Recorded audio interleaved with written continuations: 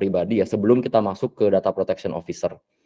Jika teman-teman semua pernah mendengar GDPR, General Data Protection Regulation, itu lagi rame banget di Eropa. Itu adalah peraturan perlindungan data pribadi pada tahun 2018 ya, diresmikan oleh Uni Eropa.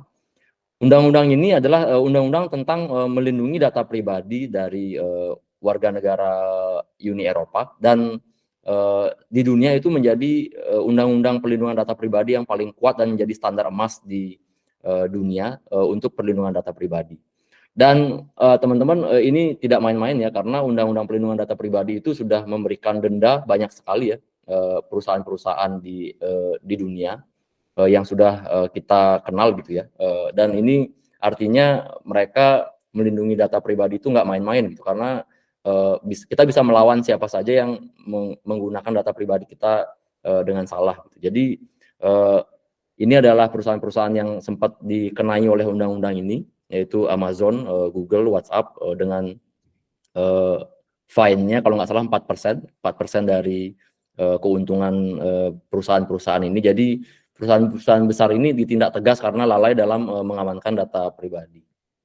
Nah, selain perusahaan-perusahaan besar, GDPR juga sudah pernah mendenda perusahaan-perusahaan yang mungkin bisa dibilang UMKM gitu ya, UKM atau UMKM di Eropa sana. Jika dilihat di website GDPR Enforcement Tracker itu ada fine yang 600 euro, 3.000 euro, 1.500 euro itu private individual yang kemungkinan itu UKM atau UMKM. Jadi ini nggak cuma tajam ke yang besar, tapi juga tajam ke yang kecil gitu ya. Jadi sebenarnya undang-undang ini sangat kuat di Eropa sana, dan juga cukup bikin perusahaan-perusahaan di sana itu khawatir karena tidak bisa karena harus melindungi data pribadi dengan baik, karena jika tidak mereka akan kena denda gitu.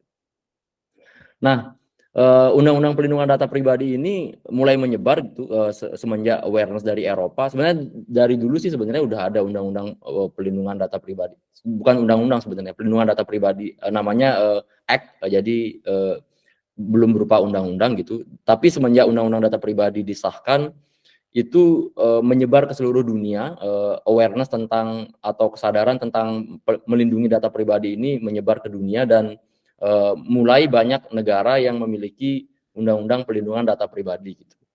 Nah, kalau teman-teman pernah baca berita-berita ini gitu ya, dalam 2 tahun ke belakang atau 3 tahun ke belakang, kita sangat rame gitu tentang kebocoran data. Jadi mulai dari Bjorka atau kebocoran data kesehatan dari pemerintah, terakhir Peduli Lindungi, atau data-data dari lembaga-lembaga lain atau e-commerce seperti Tokopedia gitu ya. Dan ini sebenarnya udah menjadi concern dari pemerintah Indonesia, karena data pribadi kita harus dilindungi, dan sudah banyak ada kejadian gitu untuk kejadian data breach atau kebocoran data. Jadi pemerintah memang dari 4 tahun lalu sudah melakukan diskusi secara intensif untuk membuat undang-undang perlindungan data pribadi. Dan sebenarnya apakah teman-teman sadar gitu, sebenarnya kita tuh kita sudah memiliki undang-undang perlindungan data pribadi pada bulan September tahun 2022 itu sudah disahkan undang-undang perlindungan data pribadi. Mungkin bagi teman-teman yang belum tahu, mungkin bisa dicek gitu, sebenarnya sudah ada undang-undang ini gitu, dan sudah disahkan pada bulan September tahun 2022 gitu. Jadi sebenarnya kita sudah memiliki undang-undang yang setara gitu, dengan bisa dibilang ini mengadopsi dari GDPR atau General Data Protection Regulation yang dimiliki oleh Uni Eropa. Jadi kita juga sudah memiliki undang-undang ini selain undang-undang ITE gitu. Jadi undang-undang ITE itu ini lebih kuat karena ini lebih detail. Nah, apa sih sebenarnya hubungannya dengan DPO? Mungkin nanti saya jelaskan dulu ya. Ini sebenarnya saya akan agak-agak skip karena ini menyangkut dengan undang-undangnya. Jadi di undang-undang tersebut sebenarnya dijelaskan gitu data pribadi itu apa, dan apa spesifikasi apa jenis dari data pribadi, data umum, data spesifik, apa saja itu dijabarkan di sana gitu ya. Terus juga di sini di undang-undang tersebut juga dijabarkan gitu prinsip perlindungan data pribadi apa saja. Jadi harus ini contohnya ya, misalnya pemrosesannya harus dilakukan sesuai dengan tujuan. Terus harus akurat, lengkap, tidak menyesatkan, mutakhir. Terus juga harus melindungi keamanan data pribadinya. Ada 8 prinsip lah tentang perlindungan data pribadi. Dan di sini ada juga hak-hak subjek data pribadi. Subjek data pribadi itu adalah orang yang memiliki data pribadinya. Orang-orang yang memiliki data pribadi ini berhak untuk meminta informasi, mengakses data pribadi, melakukan pembetulan dan sebagainya dan sebagainya. Tetapi yang menariknya adalah di sini ada sebuah jabatan atau profesi baru, karena di Undang-Undang Perlindungan Data Pribadi disebutkan bahwa ada 3 role yang penting dalam melindungi data pribadi dalam melaksanakan Undang-Undang Perlindungan Data Pribadi. Yang pertama ialah pengendali data, itu adalah orang yang menentukan tujuan atau melakukan kendali pemrosesan data pribadi, atau misalnya jika terjadi jika pengumpulan data dari e-commerce misalnya Tokopedia, berarti pengendali datanya adalah Tokopedia. Lalu prosesor data adalah pihak yang melakukan pemrosesan data pribadi atas nama pengendali data pribadi. Ini contohnya misalnya Tokopedia memiliki cloud di Google misalnya kan, Google Cloud Platform. Jadi Google lah yang menjadi prosesor datanya. Jadi pengendali data adalah yang mengumpulkan datanya dengan tujuannya mereka. Prosesor data adalah orang yang mengolah data atau menyimpan data di cloud misalnya, atau misalnya pakai pihak ketiga untuk untuk memproses datanya, misalnya konsultan data itu juga prosesor data. Nah, yang nomor 3 inilah yang adalah sebuah profesi baru yang muncul di era data gitu. Jadi jika dulu kita bilang ada gelombang data science gitu ya, gelombang data science, banyak sekali orang yang belajar statistik atau data science dan fakultasnya semakin banyak gitu ya, data science, dan ini akan membuat gelombang baru gitu. Namanya pejabat pelindung data pribadi atau dalam bahasa Inggrisnya data protection officer. Nah, pejabat pelindung data pribadi ini adalah orang atau pejabat yang ditunjuk untuk menjalankan fungsi pelindungan data pribadi. Artinya orang inilah yang diplot oleh perusahaan atau organisasi untuk dalam rangka melakukan kegiatan agar data pribadi yang dikumpulkan oleh organisasi itu mengikuti prinsip-prinsip pelindungan data pribadi atau mengikuti semua compliance dengan Undang-Undang Perlindungan Data Pribadi Indonesia. Jadi ini muncul profesi baru ya di era perlindungan data pribadi. Nah, kenapa ini menarik gitu? Jadi kenapa ini menarik dan saya bilang ini akan menjadi wave baru? Jika kita lihat dari datanya EY, Ernst and Young, sebuah konsultan Big Four ya.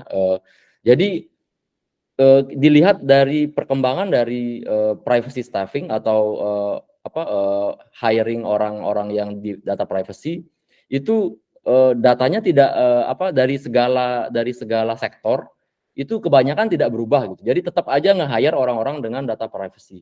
Dan bahkan naik gitu. Kalau reduce pun ada reduce, cuman permintaannya nggak berubah dari tahun ke tahun gitu. Dan bahkan ada yang naik itu 13%, ada yang naik juga. Nah, dan data protection officer ini sudah disebut oleh Dirjen Aptika Pak Samuel Abrijani Pangarepan pada sesi wawancara bersama media Asumsi. Jadi dia menyebutkan bahwa ada 150 ribuan, jika tadi Mas Rian bilang ada gap sekitar 6 juta gitu di dunia untuk untuk orang-orang yang akan bekerja di sektor cyber security. Tetapi ini Dirjen Aptika sendiri mengatakan bahwa ada sekitar 150 ribuan, bayangkan ya 150 ribuan posisi data protection officer di seluruh Indonesia yang harus diisi di seluruh organisasi di Indonesia. Jadi jika saya bisa sedikit cerita, itu data Undang-Undang Perlindungan Data Pribadi itu berlakunya full itu 2 tahun setelah undang-undangnya disahkan gitu. Jadi sekitar tahun 2024 September. Nah, setelah itu akan dibutuhkan banyak sekali posisi data protection officer di seluruh Indonesia di segala lini organisasi gitu. Nah, ini dikonfirmasi langsung oleh Pak Dirjen Aptika. Jika kita lihat di tren Google Trend, ini juga ada tren undang-undang PDP itu pada bulan pertengahan sekitar bulan Agustus September itu naik pembicaraannya ya, dan juga data protection officer juga mulai naik pembicaraannya di tahun 2002 mulai bulan September sampai bulan Maret. Nah, ini untuk salary ya, sebenarnya saya belum bisa mendapatkan datanya di Indonesia karena ini mungkin profesi baru di Indonesia gitu ya. Jadi mungkin baru kita tahu nanti bagaimana distribusi dari salary-nya. Cuman di luar sendiri ini adalah salah satu yang menjanjikan gitu. Jadi sekitar 87 ribuan dolar per tahun.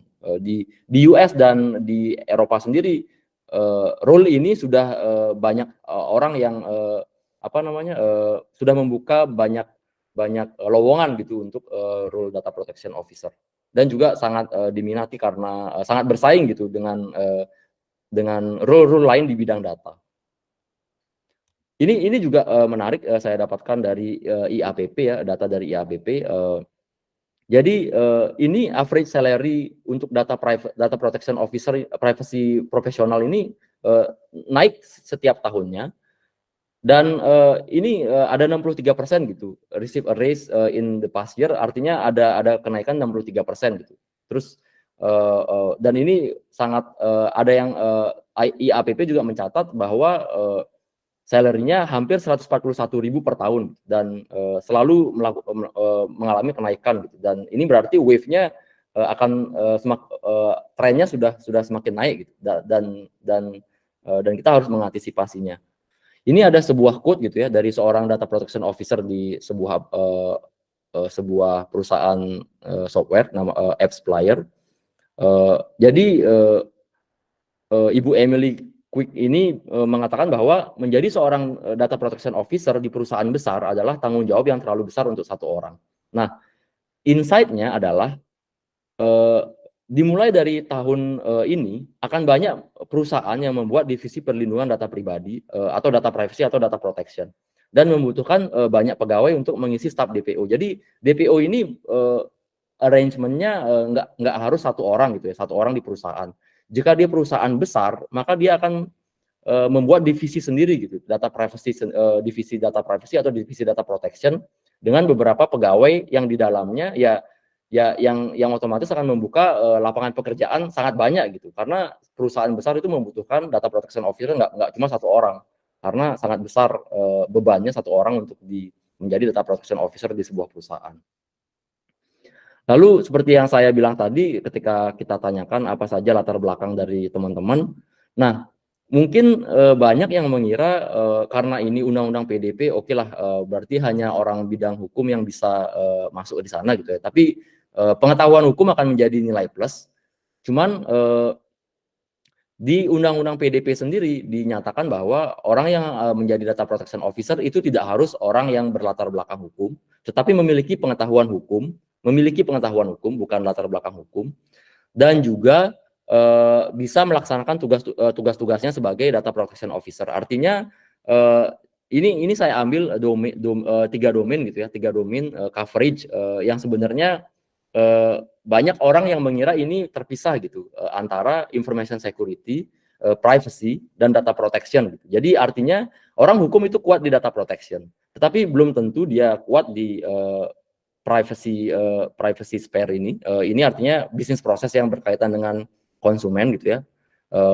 Dan dia belum tentu kuat juga di bagian information security gitu. Dan information security, orang dari information security juga belum tentu kuat di data protection atau private sphere atau mengerti proses bisnis dari data privacy sendiri gitu. Nah, jadi dari manapun teman-teman, dari data science, dari hukum, dari information security, dari cyber security, itu bisa masuk di data protection officer, asal teman-teman mau belajar tentang tiga domain ini gitu. Jadi sebenarnya jika orang hukum yang memiliki pengetahuan information security atau proses bisnis dari konsumen untuk mengetahui apa proses bisnis privasinya, itu akan sangat bagus gitu. Atau orang dari information security yang technical, itu mengerti tentang compliance atau mengerti tentang hukum perlindungan data pribadi, maka itu juga akan menjadi nilai lebih untuk seorang data protection officer. Jadi seperti itu ya. Jadi dari mana saja sebenarnya bisa gitu, asalkan mau belajar saja dan juga mau mengambil sertifikasi atau pendidikan untuk menjadi data protection officer. Nah, berikutnya mungkin pertanyaan berikutnya adalah pendidikannya sebenarnya dari mana? Seperti yang saya bilang tadi, pendidikannya ini bisa dari mana saja, bisa dari information system, computer science, data science, cyber security, law and digital technology. Law biasanya sih teman-teman dari Leiden, beberapa teman saya itu yang biasanya menjadi data protection officer di beberapa perusahaan di Indonesia itu dari law and digital technology. Mungkin di Indonesia UI yang punya Law and Digital Technology, cuman walaupun tidak dari Law and Digital Technology, dari manapun sebenarnya bisa gitu pendidikannya gitu, dari Information System, Computer Science, Data Science tidak masalah, karena bukan itu seperti yang saya bilang tadi, domainnya ini yang lebih penting gitu, mempelajari domain masing-masing ini gitu. Lalu sertifikasinya apa? Jika tadi Mas Rian menjelaskan ada banyak sertifikasi di cyber security, jadi DPO ini adalah bagian dari salah satu profesi yang terkait dengan cyber security. Jadi cyber security di generalnya, dan data protection officer adalah spesifikasi lebih spesifik lagi dari domain cyber security. Jadi sertifikasi ini bisa mengambil CIP A seperti yang tadi Mas Rian sudah jelaskan, sertifikasi untuk GDPR, jadi CIP A. Kalau di US itu CIPP US, dan Kanada juga ada CIPP CA kalau nggak salah, dan Singapura juga ada CIPP SG atau S gitu. Dan sebenarnya di dalam negeri juga karena sementara belum ada peraturan lanjutan dari pemerintah, jadi ada juga sertifikat yang diberikan oleh salah satu law firm di Indonesia, namanya Schindler Law Firm, itu Certified Data Protection Officer, yang saya ini udah mengambilnya gitu ya, sambil menunggu peraturan dari pemerintah sertifikasi apa yang harus saya ambil untuk menjadi seorang Certified Data Protection Officer gitu. Dan Schindler Law Firm juga yang mengajari adalah 2 orang profesor, satu dari University Malaya dan satu lagi dari Universitas Indonesia, lulusan dari Leiden juga gitu. Jadi orang yang mengajar certified ini juga bukan orang yang bukan orang yang di luar di luar data protection officer juga, di luar ilmu dari law juga. Jadi sertifikasinya kira-kira itu.